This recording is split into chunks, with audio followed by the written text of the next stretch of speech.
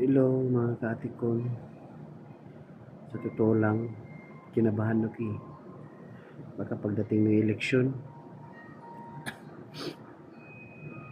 mas lalo kaming mahirapang mga OFW. Hindi lang kami, lahat ng mga Pilipino. Kasi sa mga nangyayari ngayon, kung mapapansin ninyo, puro gantihan eh. Hindi natin alam kung sa susunod na eleksyon, sino mananalo.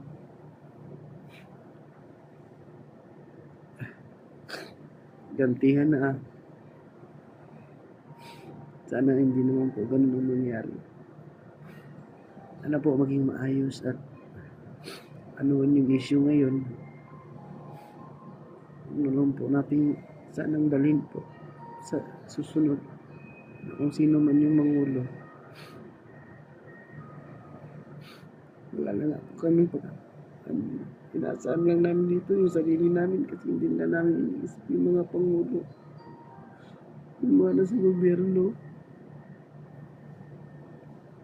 Kaya umaasa na lang kami dito mga OFW sa mga siswerte.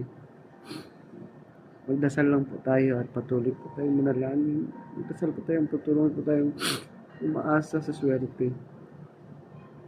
Ingat po tayong lahat. Bye po.